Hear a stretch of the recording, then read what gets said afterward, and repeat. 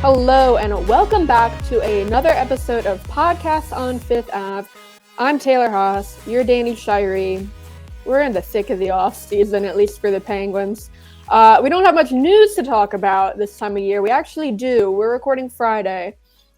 Today, the Swedish club Timrå in the top Swedish league announced they signed Filip Hallander to a 5-year contract. So that's the end of Filip Hallander's time in the Penguins organization. He was set to become a restricted free agent this year. And it's something where, the Penguins could extend a qualifying offer and retain his rights until he turns 27. But given that he turns 23 this summer, and it's a 5-year deal, it would be pointless to do it. The Penguins did it with Kasper Bjorkqvist, where, last year he signed in Finland before, RFA, the qualifying offers were made, and the Penguins retained his rights, just in case. But with Hallander, it seems like, this is the end. Any reflections on Hallander's time here? Well, probably beating a dead horse here, but it's so hard to not be like, okay, Hallander was the main return for Jared McCann, right? Like they got Hallander and a 7th round pick back for him. And just looking back, it's like now McCann's the leading goal scorer and leading point getter and Kraken history, and the Penguins have. Who did they even end up taking with that 7th round pick? It's this year. Oh, it's this year's pick. It's this year, yeah. Well, There we go. So we'll have a new Luke Devlin to root for, and hopefully he can turn into Jared McCann. But I personally thought that Hallander probably was a guy that I know he did come up for that handful of games earlier in the year, but with just how bad the bottom six was for most of the year, and I know he dealt with his injuries as well throughout the year. But it was kind of like one of those things where I at least felt like this season was kind of the season where he had to come up and show a little something, and obviously that just got derailed. So I'm not sitting here like, oh no, the bottom six is in shambles now heading into next season. Like he's probably a pretty replaceable guy at this stage, and I can imagine that the Penguins could probably find a comparable player in free agency. So yeah, him going home, we talked about this on the podcast before this. So this had been in the works for at least a month. It sounded like he had a deal in place, just had to be official a month ago, while Wilkes-Barre was still playing. So it's not anything about the front office changes. It sounded like he just wanted to go home. Timrå is his hometown team, and the way the system works in Sweden is they come up through their local youth program. So he grew up playing for Timrå.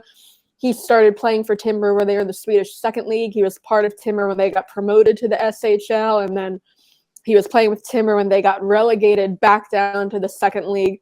And Hallander said in the release with his Swedish team that ever since that loss where they got relegated, back in, it was 2019, he knew he wanted to come back. So it's not anything I don't even think you could blame lack of playing time up here, because he only got 3 games up here. I don't think it's that. I think he just wanted to go home. He's also married. He has a baby, a 2-year-old now. So I think just going back to Sweden was important to him, and now that Timrå's back in the SHL, I think just where he wanted to be. I think the 5-year deal really shows that. But yeah, I thought that was the one thing I was going to bring up. I obviously just speculation, but being that young and having a 2-year-old, I'm sure it's probably pretty enticing to go back home and be like, hey Ma, can you come watch the little kid for a little bit while I go to practice? Yeah, and because I remember even when he was the baby was born right before training camp one year, and so he was there for the birth, and then maybe the first 2 weeks, and then he had to come over to North America, and then that was during COVID time, so his wife and his son couldn't even come over for it was maybe 2 months, so he missed a lot of that time. And I remember talking to him about just how hard that was to not have that family time.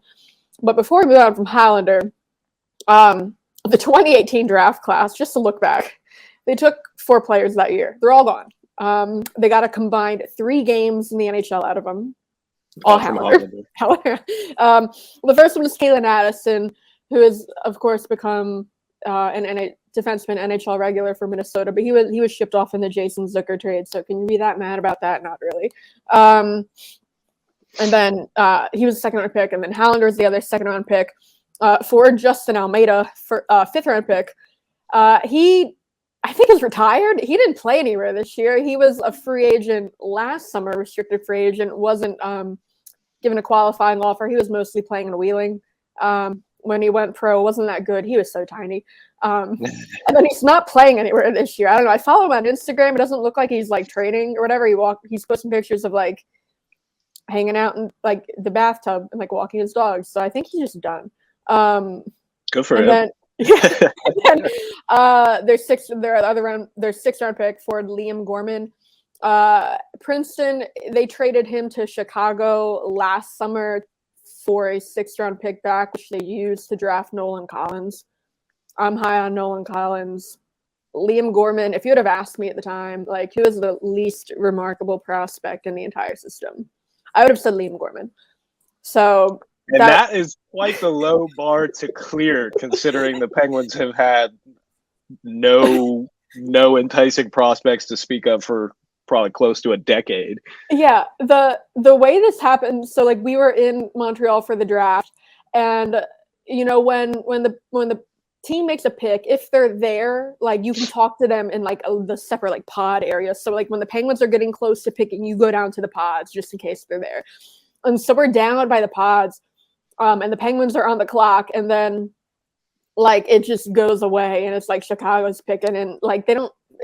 Sixth round, they're not really like making like big announcements like that. And like a PR person tells us like, hey, just so you guys know, we traded like the sixth round. We traded Chicago is picking. Then we're like, I had that backwards. We traded a pick for some prospect for a pick, and I was like, well, which prospect? And then like everyone else kind of like blew it off, and he's like Liam Gorman. I'm like, oh. Okay, like it's fine. That's fine. That's nothing at all. So moving on from Hallander and the mess that was the 2018 draft class. The playoffs, we have to talk about the playoffs. They're still happening. It's not the off season for anyone yet. We can talk about just general takeaways. My biggest one is just Seattle in general. I mean, obviously Colorado's missing some key guys. But I think even so, people thought that like Colorado was going to, wipe the floor at the Avalanche, maybe sweep. And it looks like Seattle might be able to close that series. We're recording Friday. They might be able to close that series out tonight. Crazy. Yeah, even going into the season, I was like looking up and down the Kraken's roster and their lineup, and I'm like, look, this team kind of lacks the high end superpower right now, but they've got a lot of balance and some pretty quality depth throughout their lineup. Like you look, they obviously had a 40-goal scorer in McCann, and then you even look down on their fourth line. They had Daniel Sprong, who was like top 10 in the league in goals per hour and points per hour this season, both I want to say at 5-on-5 and during all situations. So going into this series, I did pick the Avalanche to win. I really didn't see McKinnon like letting the Avs fall off this soon. But with that being said, in the postseason primer that I wrote, kind of going through each series, I was like, it wouldn't surprise me at all if the Kraken do end up making this a competitive series because of how much balance and depth they have. And, I don't know. I really don't know what to think so much of Georgiev in goal for the Avs. Like, I still don't really know what to make of him a whole lot. But, like, obviously, I think he's a little bit of a downgrade from Kemper there. Then you look, they're playing without Landeskog. Makar got suspended for that hit on McCann. He missed. Yeah, so he was out that one game as well. So I don't know. The Kraken are pretty exciting. Like regardless of any just analysis, I love watching them play. It probably helps that their colors are so amazing and they pop on television. But I just really, really enjoy watching that team play. Did you see the goodie bag that Kraken PR had in the press box? Yes. They had rum. Like, what are we doing not covering the Kraken? Other NHL teams need to start stepping it up. I remember when we were in Vegas for the All-Star game, we got like full bottles of Chardonnay because, like, I guess the Vegas owner owns some, I don't know, winery or something like that. But yeah, a full bottle of rum for the Kraken. Like, it was a big bottle for Kraken writers. Other series worth talking about. If you're listening to this Saturday, it's Game 6 of Toronto-Tampa. Toronto has the opportunity to close the series out. They had the opportunity in the last game, couldn't pull it off.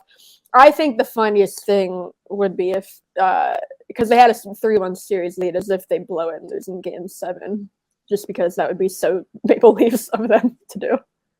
Yeah, I think at this point, after they didn't close it out in Game 5, like, people were kind of like, okay, this is the same story we've been seeing over and over and over again. I picked the Leafs at the beginning of the season. I picked the Leafs to come out of the East. At the end of the regular season, when I did my postseason primer, I was like, look, I still like this Leafs team. I'm not necessarily staying in bed with them to make it out of the East, but I do have them coming out over top of the Lightning. My biggest thing with the Lightning is that they just don't have that same juice that they had even 2 years ago. Like, yes, they still have Point, Stamkos, Kucherov.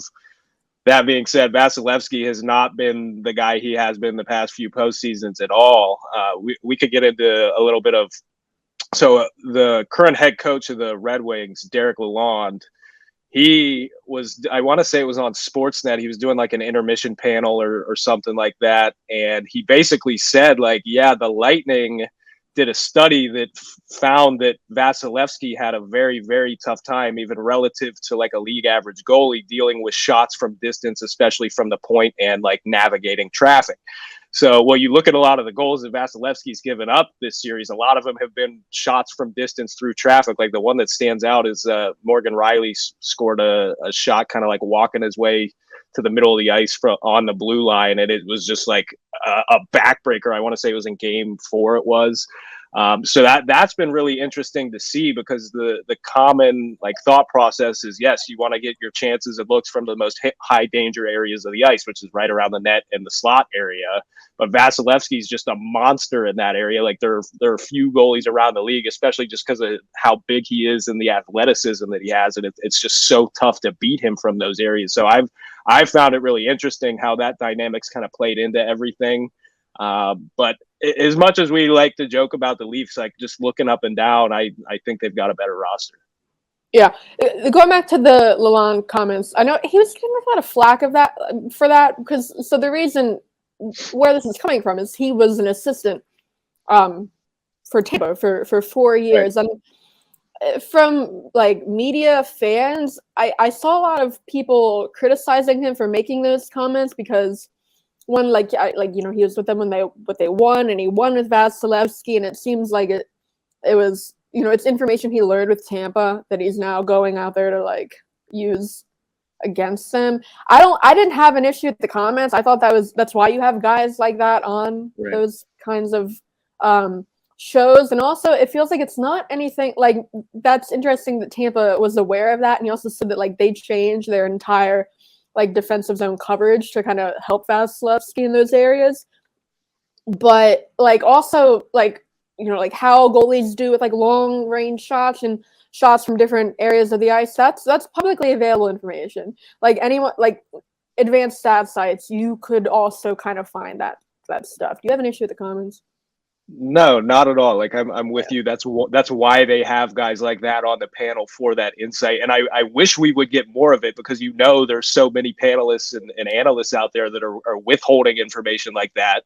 But to your point, like, you could go on hockeyviz.com right now, and they basically have heat maps on there that shows you, like, with little tiny hexes, like 1,000 of them over like the offensive zone. It can show you by shot type where goalies perform well and where they don't perform well. And if you go and look at Vasilevsky's career from the day he came into the league to right now, teams that shoot from the point and from distance against him have a much higher likelihood of scoring than they would against a league average goalie. Yeah. One more controversy from that series. Kyle Dubas yelling at the Tampa fans. There's video of that, like, from the crowd. Like the Tampa press box where the executives sit. It's low enough that like you can interact with fans. Like it's like a window open. And he was like F-ing them like back at the Tampa fans. There were videos of that going around. I mean, I'm sure they were also like from Tampa fans being like, wow, so unprofessional from Kyle Dubas. I loved it. I thought it was awesome. What did you think of Kyle Dubas giving it to the Tampa fans? Yeah, I loved it as well. I don't know that it's very professional, but like the one thing I always go back to, and like especially with just like the work that we're doing and everything, if I start to get stressed out or like start to overthink it, I'm like, at the end of the day, this is just hockey. Like it's a sport. It's a bunch of like young dudes playing a sport to like have fun. So as serious as anything might get, like at the end of the day, it's just a game, and like we could be, I don't know, flipping burgers at McDonald's, whatever it is, right? Like I think we kind of get caught up in like, oh, this is what we fixate on all the time. We spend so much time in this. We have to be super serious and super professional, blah, blah, blah. But I love stuff like that. Like and how, as a fan of the Leafs, how can you not love that when the guy who's running your team is up in the press box in the playoffs friggin' hollering at the other team's fans? Like that really is what sports is all about. Yes, you want your team to win, but like that competitive flair, that's really the excitement of sports. So I didn't have a problem with it. Yeah. Too often professionalism just people think that means like be a robot, like not show any emotion. It's a game. It's a bunch of guys on knife shoes slapping around a piece of rubber, and we just have to talk about who does it better. Like then it's stupid. But that's what we get paid to do. Speaking of GMs, so we're going to take a break. We're going to come back. We're going to talk about 5 more potential GM candidates for the Penguins as their search continues. So stay with us. All right, and we're back. Was it last week? 2 weeks ago, we talked about 5 GM candidates from an article you did, looking at not rumors, but just candidates who are out there who typically interview for these type of positions, people who are due for head GM roles across the league. I did my own. These aren't really like rankings, like you had the first 5 and I had the next 5, because there's so many names out there. There's a good chance that we don't have whoever it isn't on either of our radars right now. But while we're waiting for the GM search to conclude, might as well talk about 5 more candidates. So starting with, on my list, at the top of my list, Eric Tolsky. When Dave Beeston from Fenway had that press conference, and he was asked about what are you looking for in like a GM? Really didn't say much of anything because the search had just really been starting. He just said forward thinking for whoever this candidate will be, and I feel like Eric Tolsky is that. He started out running like advanced stat sites and like writing about advanced stats, and he's been with Carolina in hockey ops since 2014. He was hired as an analyst. He was an analyst for 3 seasons, promoted to director of analytics in 2017. And then the following year, he was VP of hockey management. And then he was named assistant general manager in 2020. So he's been in AGM for a couple of years now. His bio on the Hurricanes website says he's involved in all player personnel decisions. He oversees pro scouting and the team's hockey information department, and he assists with player contract negotiations, salary cap compliance, and other hockey-related matters. He did interview for the Blackhawks vacancy. Blackhawks ended up just going with Davidson in internal promotion. So he's been on other teams' radar before. I think his background before like working for the Hurricanes is very interesting. Like he didn't play professionally. Right. He has a BA in chemistry and physics from Harvard, a PhD in chemistry from UC Berkeley. He worked in the high-tech industry for 12 years, managing teams of researchers focused on using nanotechnology to solve problems in DNA sequencing, solar energy displays, and energy storage. And he has 19 U.S. patents. So I feel like if you name like GM he could probably clone Sidney Crosby, right? Probably.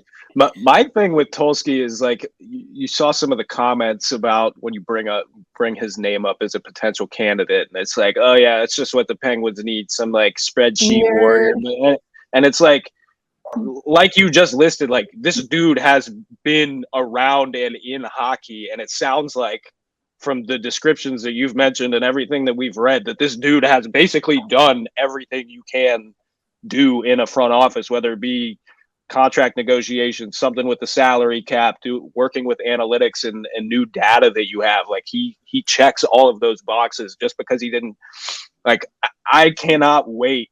It's just crazy to me. Like you see these guys retire, like these mid-level players, they retire, and then all of a sudden, like they have a job on a coaching staff or they have a job in a front office right away. Like, excuse me, not that those guys might not be qualified, but like you and I both know there are plenty of qualified people out there for both roles that have never played the game of hockey or at least at a professional level, right?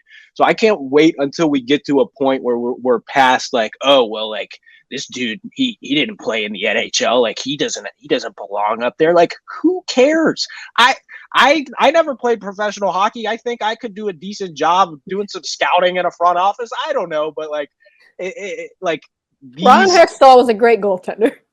Ron Hextall was a great goaltender. Ron Hextall, not a very good general manager, people. Not a very good general manager. That's how it goes. So moving Tulsky. I think he's my pick right now. He's my favorite. Forward thinking, if that's what they're going for. And just he does have the experience with Carolina. Moving on, Megan Hunter. Megan Hunter, she was hired by the Blackhawks in 2016. She's had a couple different roles in their hockey ops department. 2020, she was the director of hockey administration. She was also an amateur scout during that time, so scouting like prospects. And then she was promoted to assistant GM after 2 seasons in that role, and so she's in her first year.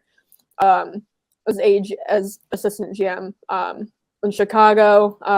She described her own role in an interview with NHL.com. She's responsible for budgeting, so cap management, daily operation of the team, contract execution, team security, player services, scouting, roster construction, daily player transactions, and more. She played just at University of Wisconsin. When she was an assistant coach for various teams after that. She was a grad assistant coach at Wisconsin for 1 season. She was an assistant coach for Niagara University, and then associate coach for a year at the University of Maine. Another very qualified candidate. I'm not sure if she's one that has interviewed before. That doesn't always become public, but being with the Blackhawks since 2016. Not that the Blackhawks have been very good. They're going through a rebuild, but she seems to have, qualifications.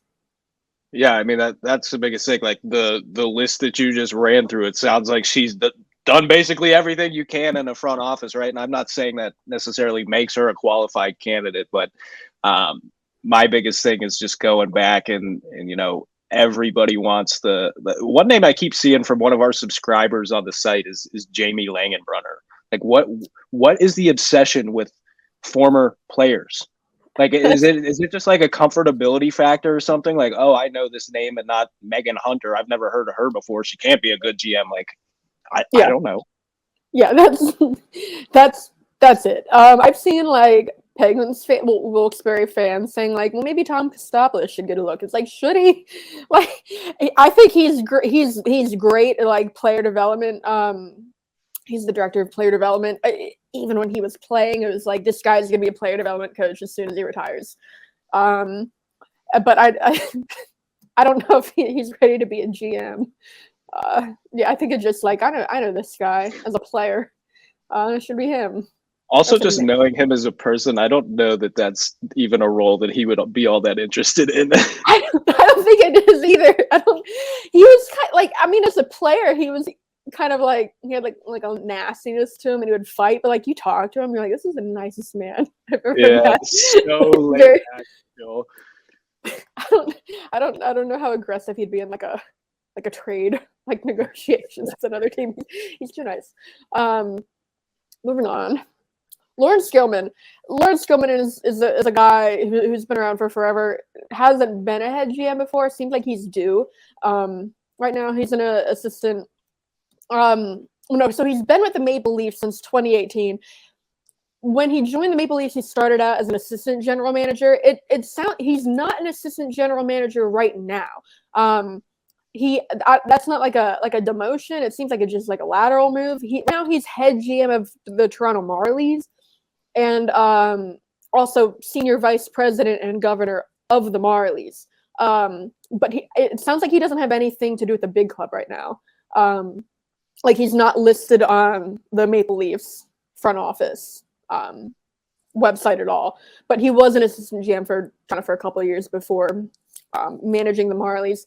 And managing the Marlies won the AHL's North Division title this season. But I mean, before that, I mean, he was the Canucks assistant GM and VP of hockey ops from 2008 to 2015. He worked in the Coyotes organization for a long time, from 98 to 2007. He started out as Phoenix's director of hockey ops, and then was promoted to assistant general manager after 3 seasons. So he was an assistant GM for the Coyotes for a long time. He was also VP of hockey ops for them after some time, and he was the GM of the AHL's San Antonio Rampage, their affiliate. He also has a law background. He went to law school. He has his JD, and he passed like the Minnesota State Bar. I don't know what to make of him like not being assistant of Toronto this season, but just the experience he has seems like a guy like that is due for a head GM job at some point, right? Yeah, I mean, there's a list of a handful of people like him, and I think we could probably even throw like Tulsky on that list if we wanted to, as like people who have kind of been like tracking toward getting that job. I still can't just help but feel like, and you kind of alluded to this a few minutes ago, that like whoever the GM does end up being is just going to come completely out of left field. Like we keep trying to narrow it down, and like these are obviously viable candidates and people that could fill the role, but I can't help but feel like we're going to get blindsided by somebody that was on absolutely no one's radar. Yeah, like the GM of a random like OHL team. Something like that. Let's see. 2 more on my list. Matthew Darche.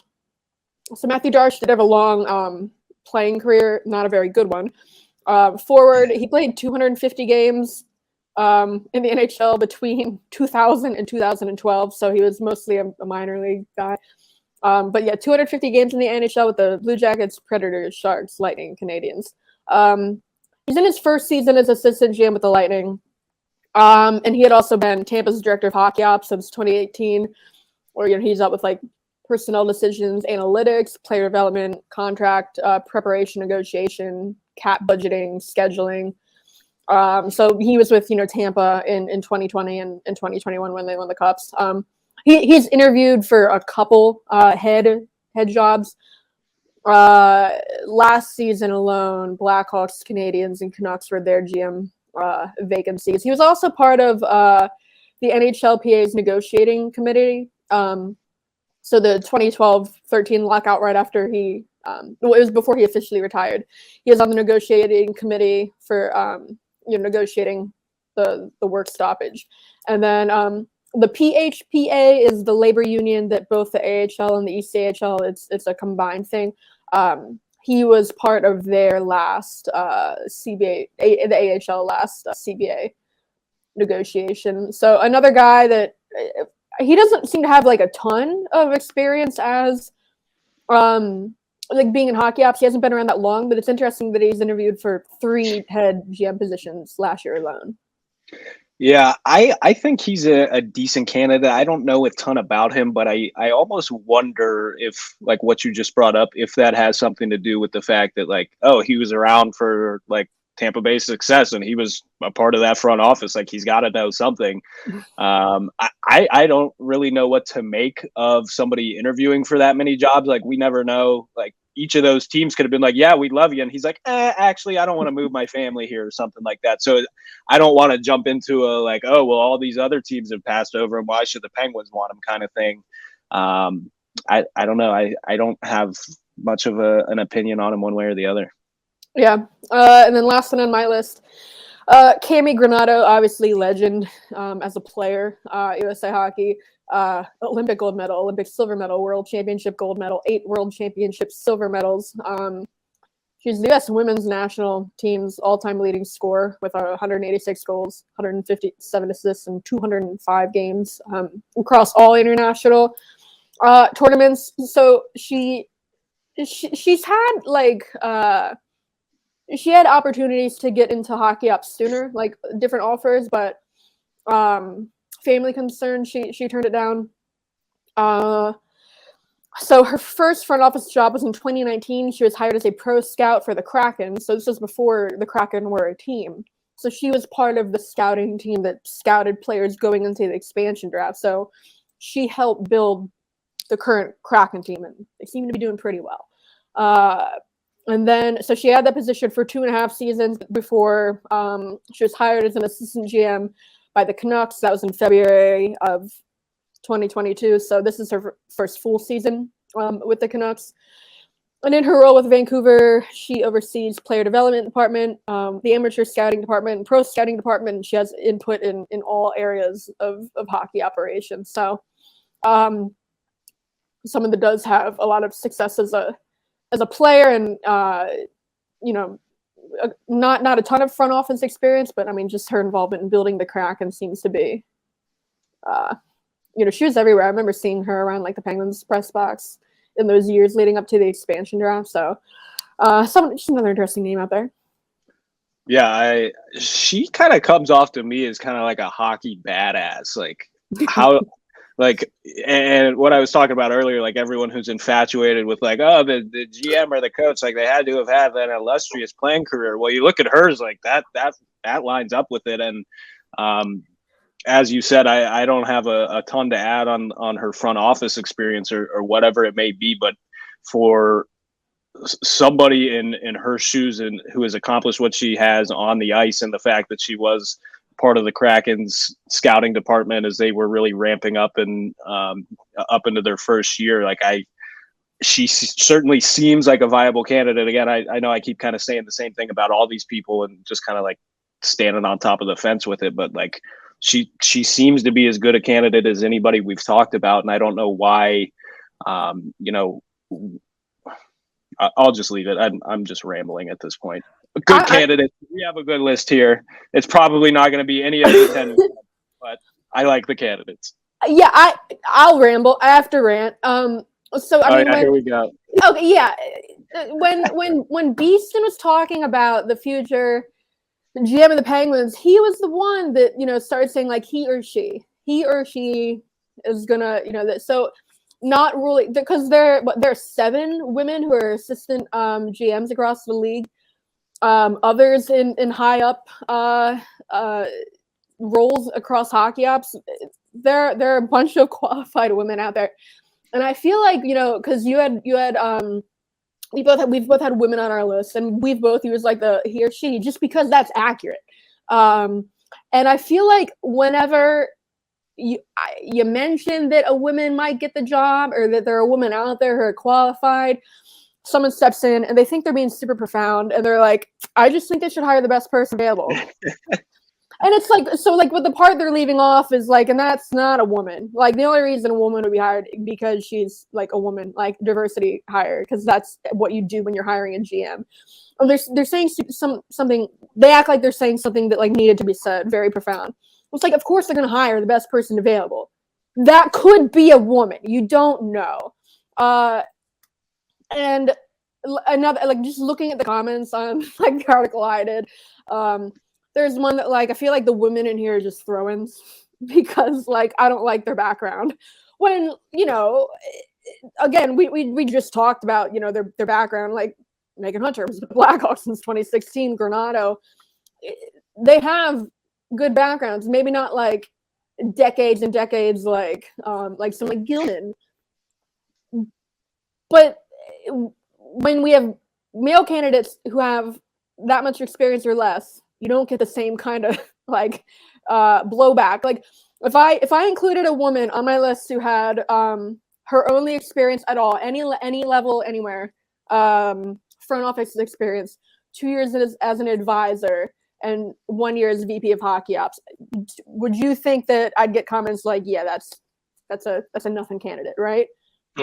That's what Joe Sakic had before he got hired by the Avalanche as the GM.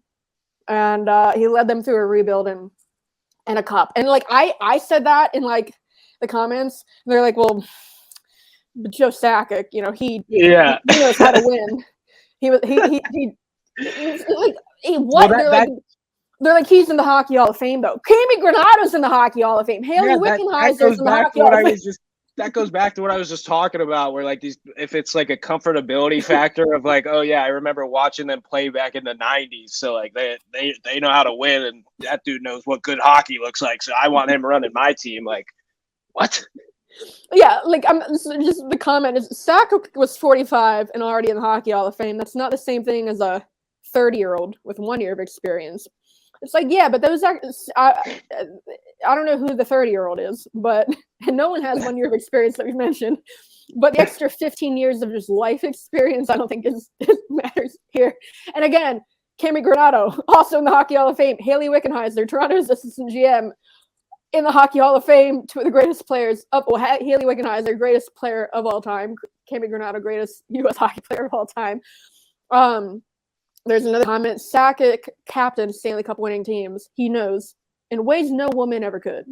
Precisely what it takes to build a championship NHL team. Sakic did not build the championship like as a player winning teams. That's like when Chris Drury gave that like 6-year contract to Barclay Goodrow a couple seasons ago, and they were like, what an awful contract to give, even if you like find value in a player like him. But when they were interviewing Drury about why he was signed and why they signed him to such a long term, he's like, well, that guy just won a couple cups with Tampa Bay. That guy can walk into our locker room and tell us what it takes to win a cup. I'm like, I can walk into your room and tell you what it takes to win a cup. Have a lot of really good players. Well, and like, so that last comment, my response, and it's like, bang on. Like, that's just like Wayne Gretzky knew what it took to coach a winning team, right? That's how he was notoriously so successful as Phoenix's coach. It doesn't transfer over. We know that. Ron Hextall played in the Stanley Cup final. He won assistant GM with LA. Didn't help here. No correlation. So that's that. I'm getting myself all worked up. We're gonna take a break. I'm sure we're gonna talk about more GM candidates like next week or the following week, because again, there's a bunch of names out there. We're gonna take a break. We're gonna come back and we're gonna talk about some fun stuff. We're gonna talk about how we'd fix the All-Star game, because it's kind of awful. So stay with us. All right, and we're back. This was like a bad season to cover, I feel, in general. One of the worst experiences I had was covering the All-Star game in Florida, South Florida. Panthers hosted it. That's a whole nother thing. Very bad atmosphere, not a great that arena's also in the middle of nowhere. It's like a mall and then the arena and then miles of parking lots. But beyond that, I feel like the All-Star weekend itself, so including like the skills competition, has been getting worse every year. And this year especially, I don't know if, I mean, I've been there in person for other All-Star games, and I don't feel like it was this bad. This one, to me, was like unwatchable. I don't know how different it was on TV. Would you agree? It was terrible. It was awful. And like the worst part about it for me, I've never really had much interest in the game itself. I've always really enjoyed the skills competition and being able to see like the fastest skater or the guys dangling through a bunch of pucks and doing all that wacky stuff. This year, though, they broke like the different events up. So they'd have like two people do fastest skater, and then they jump over to like accuracy shooting and have one or two guys do that. And then they jump to a different drill, and then they jump back to the fastest skating. And it was like the most galaxy brained like event schedule I think I've ever seen. Yeah, that, and because I don't know if they had like announced that format anywhere, but I remember being like in person, we didn't know what was going on because, you know, they had like, they started with fastest skater and they had like the preliminary guys go. And the way it happened before is like you get one shot or maybe you get like two shots back to back. And then whoever has the fastest time out of that wins. This one was different. They had like they came up with like a final two and then they moved on. And then they were like, and then we're going to come back to that later. It's like nothing actually got finished until like late in, it was very hard to follow. I didn't like that. But like beyond that, the stupid formatting, nobody tries anymore. And obviously it's an all-star game, but I feel like, I don't know, when they changed the format of like the game itself a couple of years ago, now there's like $1 million on the line. I feel like that doesn't even really make a difference for guys now. Like now in the championship game, they're actually trying, but to qualify for the championship game, they don't care at all. No. And I remember like, because you know the way they do this, because there's always like a musical like performance, like it was Machine Gun Kelly in Vegas, and this year is Fall Out Boy, and I love Fall Out Boy. And the way it all works is whoever's performing goes at the second intermission, so it's after the second game. And when we interview players at their little pods, it's after they get eliminated. And for the past couple of years, the Metro team has been in the second game. So it's like if they win and move on to the championship, we get to watch who's ever playing. So I got to watch Machine Gun Kelly. But this past year, they lost in their preliminary game. So when Fall Out Boy was playing, I had to go down and talk to Sidney Crosby. And I'm watching that game, and I wanted to see Fall Out Boy. So like I wanted the Metro to win that game. And I'm getting so frustrated because like they're not even trying. Do they know what's on the line here for me? Does Sidney Crosby care that I want to see Fall Out Boy? I don't think he did. I don't think so either. I mean, like seeing like him and like Ovi team up a couple times was cool, but like what even then they still weren't trying. But like what needs to change about like the actual game? I think I'd like East versus West, like how it used to be, East versus West, full 60-minute. The 3-on-3s, it was cool in the beginning, now it's not really. I don't. Well, I think the 3-on-3 has only made the problem worse. Like that was going to be one of my suggestions, is to go back to like 5-on-5.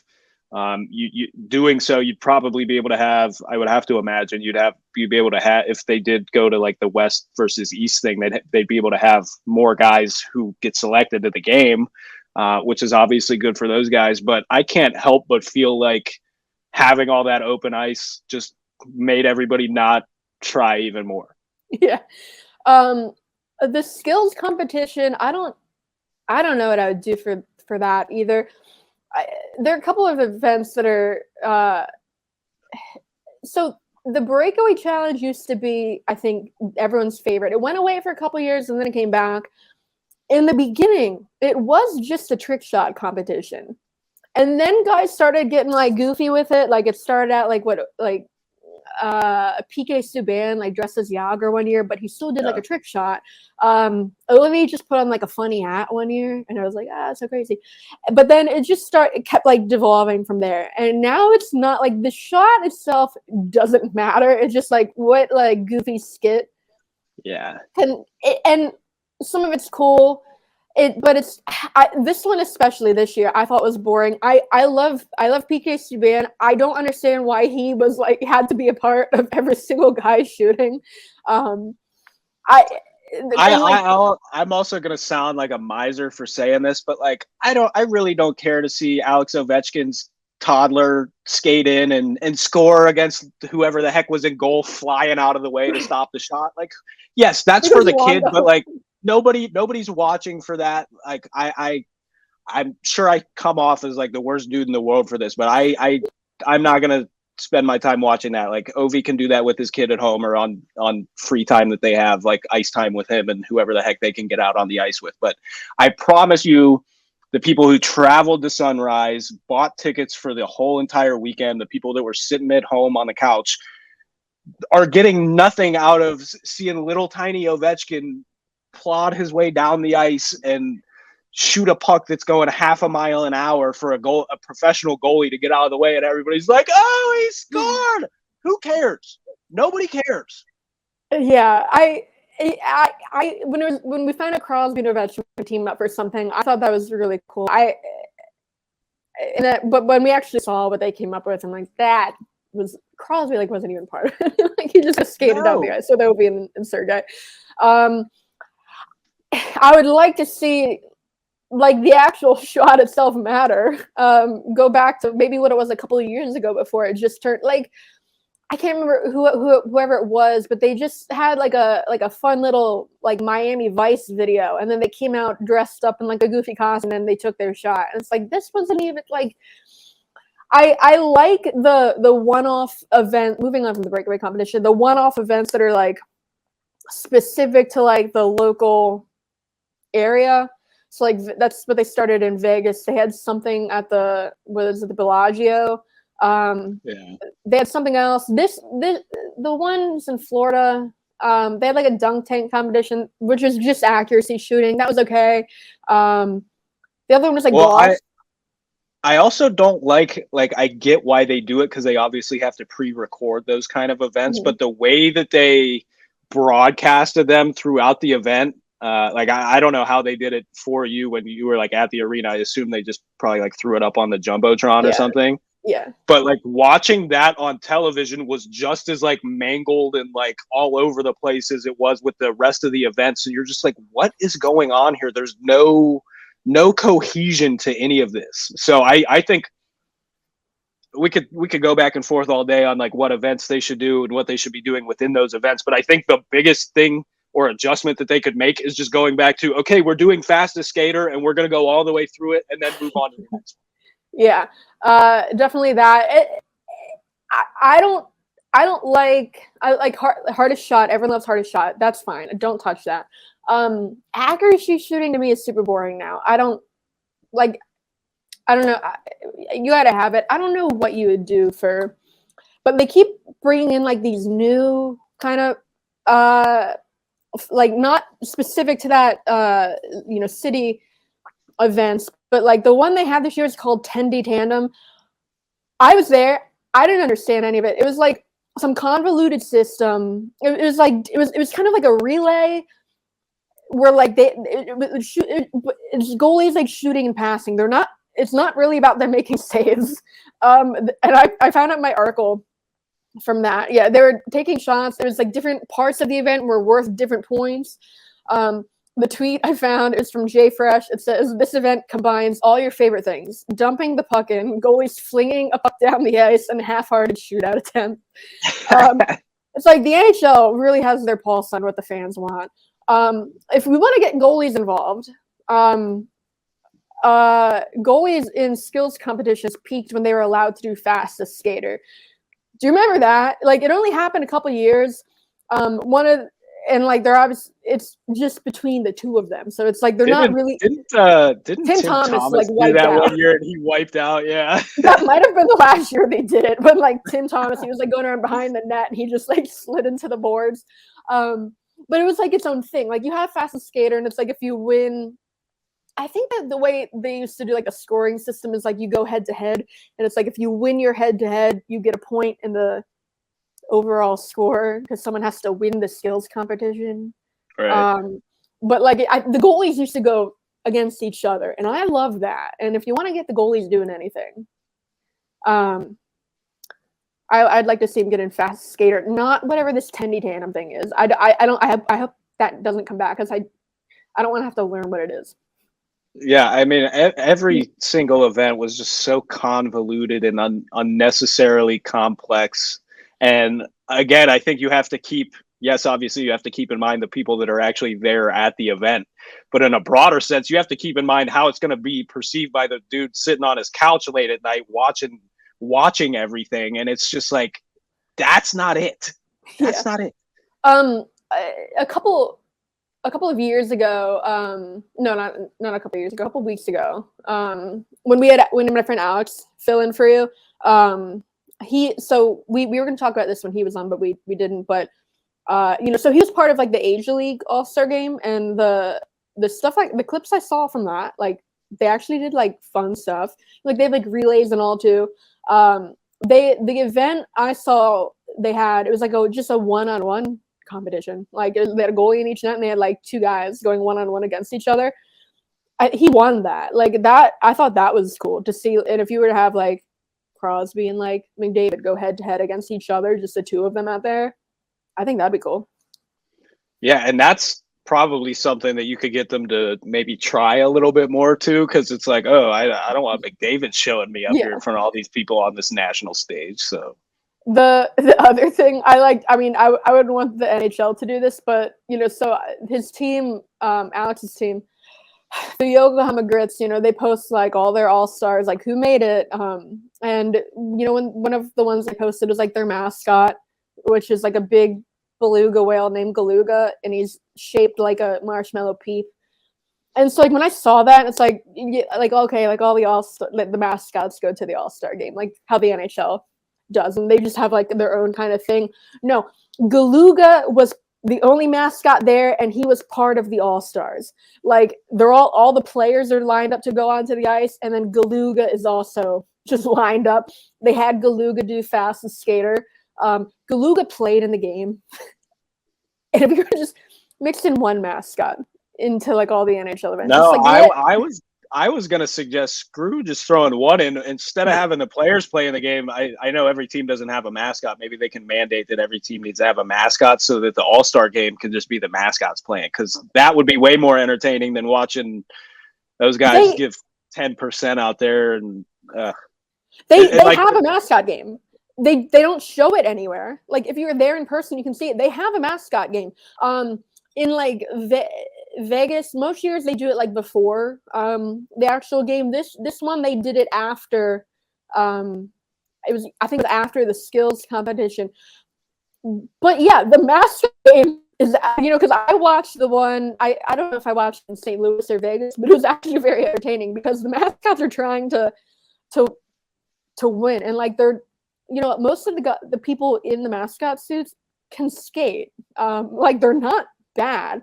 They also have like designated positions. Like anytime they have a mascot game, like Carlton the Bear from Toronto is the goalie because he's just a goalie. Like they have their own positions, and like so show the mascot game on TV. That's something. Fans would love that. I would watch it. I would too. We've spent way too much time talking about this. I'm sure the NHL is going to find a way to make it worse next year anyway. No. That's it for this week. We're gonna get like Green Day is the musical performance at next year's All-Star game. They did St. Louis, and they swore a bunch of times, like full-on F-bombs, and it was actually very funny. But they went to like Green Day, like Fall Out Boy. We're due for like Blink 182. Like that's kind of the path they're going. They had Snoop Dogg one year. They had Drake before Drake was like big. The NHL, no consistency to like what genre. They have no idea what they're trying to do.